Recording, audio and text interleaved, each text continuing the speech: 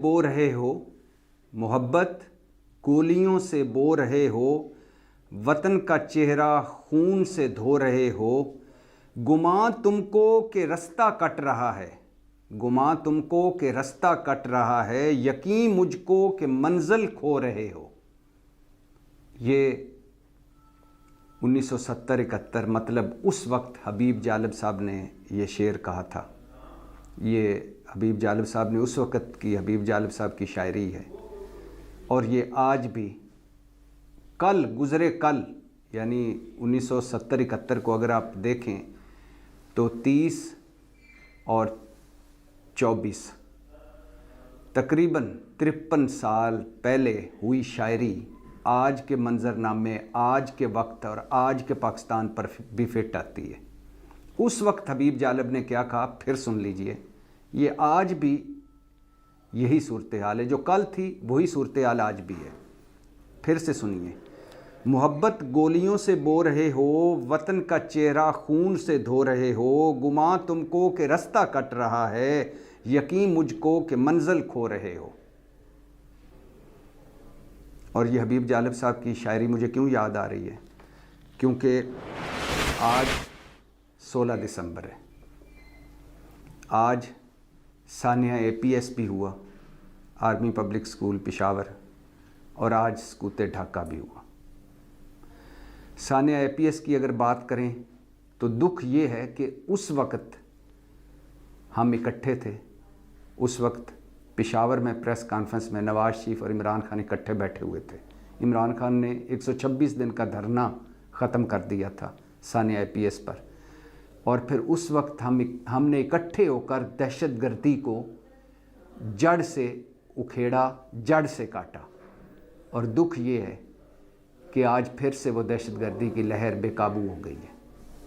और उससे बड़ा दुख ये है कि आज हम दहशतगर्दी पर भी इकट्ठे नहीं हैं। जहाँ तक सकूते ढाका की बात है तो इसका एक लफ्ज़ में, एक जुमले में, लफ्ज़ तो चलो छोटा हो गया, एक जुमले में अगर इसका हम इसको सम अप करें, इसका खुलासा करें तो वो ये बनता है कि हमने सकूते ढाका से कुछ नहीं सीखा। वही कुछ कर रहे हैं हम जो उस वक्त कर रहे थे, और वही कुछ दोहरा रहे हैं जो उस वक्त हमने किया। फिर सुनिए शेर हबीब जालिब साहब का। मोहब्बत गोलियों से बो रहे हो, वतन का चेहरा खून से धो रहे हो। गुमां तुमको कि रास्ता कट रहा है, यकीन मुझको कि मंजिल खो रहे हो। आज देखें, अगर उस वक्त के हालात देखें तो आज भी उस वक्त की तरह आज भी नफ़रत और तकसीम है मुल्क में। उस वक्त की तरह आज भी मैंडेट नहीं माना जा रहा। उस वक्त की तरह आज भी जाली मुकदमे, जाली पर्चे, जाली हवालातें, जाली जेलें। उस वक्त की तरह आज भी क्रैकडाउनों पे क्रैकडाउन हो रहे हैं। उस वक्त की तरह आज भी चादर चार दीवारियों के तकद्दुस की पामालियाँ हो रही हैं। उस वक्त की तरह आज भी बुनियादी इंसानी हकूक़ के तकद्दुस की पामालियाँ हो रही हैं। उस वक्त की तरह आज भी हम मुल्क की सबसे बड़ी सियासी जमात को दहशतगर्द, तखरीबकार, फितना और इंतशारी टोला, और उस वक्त की तरह आज भी हम मुल्क की सबसे बड़ी जमात के हवाले से कह रहे हैं कि इस पर पाबंदी लगा दो, इनको ख़त्म कर दो, इनका नामो निशान मिटा दो। कुछ नहीं सीखा हमने। आधा मुल्क गंवा कर भी हमने कुछ नहीं सीखा। कब सीखेंगे मुझे नहीं पता, मुझे लगता भी नहीं है। उस वक्त भी और आज भी हमारी ज़िद्दें, हमारी अनाएँ, झूठी ज़िद्दें, झूठी अनाएँ, झूठे झगड़े, झूठी लड़ाइयाँ मुल्क से बड़ी हो गई हैं। उस वक्त की तरह आज भी खारजा तन्हाई है। उस वक्त की तरह आज भी मुआशी मसाइल हैं। उस वक्त की तरह आज भी नफ़रत और तकसीम है।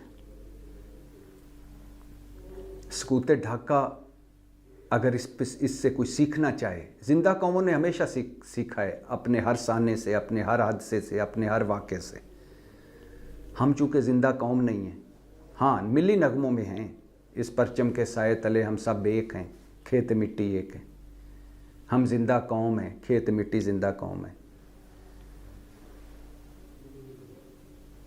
अगर जिंदा कौमें जो होती हैं वो अपने हर चीज़ से सीखती हैं, अब एक गलती दोबारा नहीं दोहराती।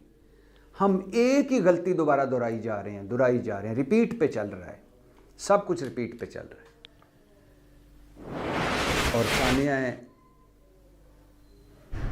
सकूते ढाका या इससे बड़ा हादसा मुझे नहीं लगता कि हमारी पाकिस्तान की तारीख़ में कभी हुआ हो, और अल्लाह ना करे कभी दोबारा हो। आज बलूचिस्तान देख लें, बारूद का ढेर बना है बलूचिस्तान। केपी देख लें, आज़ाद कश्मीर देख लें, जीबी देख लें, मुल्क देख लें, और मुल्क के बड़ों को देख लें।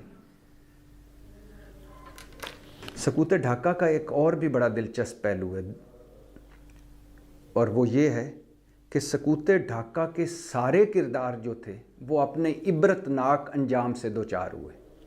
शेख मुजीबुर रहमान ख़ानदान समेत कत्ल हुआ, और 3 दिन तक उस शेख मुजीबुर रहमान और उसके ख़ानदान की लाशें बेगौर कफन पड़ी रहीं, और हसीना वाजिद अपना सामान छोड़कर उसको भारत भागना पड़ा। इंदिरा गांधी खुद कत्ल हुई, बेटा संजय गांधी हादसे में मारा गया, राजीव गांधी खुदकुश हमले में मारा गया, जुल्फ़िकार अली भुट्टो फांसी चढ़ गए, उनके बेटे शाहनवाज़ भुट्टो, मुर्तज़ा भुट्टो और बेटी बेनज़ीर भुट्टो गैर तबई मौत मरी, और जनरल याहिया रुसवा होकर गया, और जनरल नियाज़ी का आज कोई नाम लेना पसंद नहीं करता। तारीख़ बताती है कि हमने अक्ल से काम नहीं लिया, तारीख़ बताती है कि हमने फ़हम से काम नहीं लिया, तारीख़ बताती है कि हम ज़ाती मफादों में पड़े रहे और मुल्क गंवा दिया। बहुत सारे मेरे दोस्त कहते हैं कि पाकिस्तान हमेशा रहने के लिए बना है, और ये नूर है, और ये 27वीं रमज़ानुल मुबारक की रात बना है। सब कुछ मान लेता हूँ, अगर हमेशा रहने के लिए बना है और ये नूर है और इस पे कोई ख़ास करामात हैं, ख़ास बरकतें हैं, तो फिर आधा मुल्क क्यों टूट गया? कभी सोचा इस पे? मैं अक्सर ये भी सोचता हूँ कि पाकिस्तान का मतलब क्या? ला इलाहा इल्लल्लाह। हज और उम्रों में हम नंबर 1 या नंबर 2 पे हैं पूरी दुनिया में। कदम कदम पर मस्जिदें, कदम कदम पर दीनी मदरसे, कदम कदम पर पीर खाने, और इस्लाम कहाँ है इन तमाम बातों के बावजूद? मुसलमान कहाँ हैं? वो लोग कहाँ हैं जो अल्लाह की माने? अल्लाह को मानने वाले तो हैं, लेकिन अल्लाह की मानने वाले कहाँ हैं? हकूकुल इबाद वाले कहाँ हैं? हकूक अल्लाह पर पहरा देने वाले कहाँ हैं? कुरान को समझ कर पढ़ने वाले कहाँ हैं? रसूलुल्लाह सल्लल्लाहु अलैहि वसल्लम खातमुल मुरसलीन की उसवा हसना पर चलने वाले कहाँ हैं? कहाँ गए वो? आज आप मगरब में जाएं, यूरोप में जाएं, अमेरिका, बरतानिया, कहीं चले जाएं, वो कलमा गो तो नहीं है, लेकिन सारी हमारी इस्लाम वाली आदतें उनमें हैं।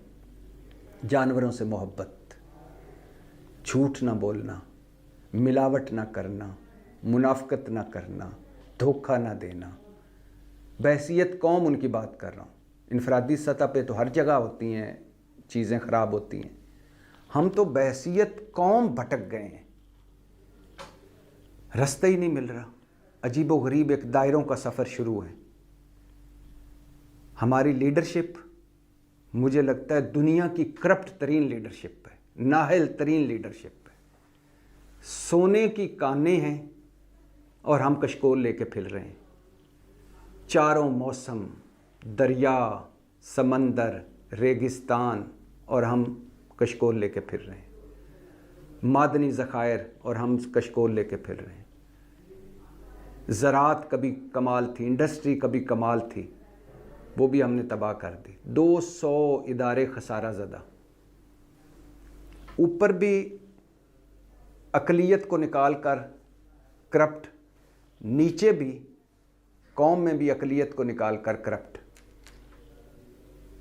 क्या आसिफ अली ज़रदारी, नवाज शरीफ या शहबाज शरीफ आपको कहता है कि अंतड़ियों का घी बनाएं, चाइना से केमिकल मंगवा कर उसका दूध बनाएं,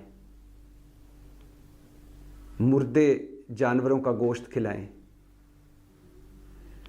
सब्ज़ सुर्ख मिर्चों में ईंटों का बुरादा मिलाएं, गटर के पानी से सब्जियां उगाएं, माँ बाप की बेइज्जतियां करें चंद टकों की खातर, चंद ज़मीन के मरलों की खातर, बहन भाइयों का हक खा जाएं, यतीमों मस्कीनों का हक खा दें, सदके ज़कात खा जाएं,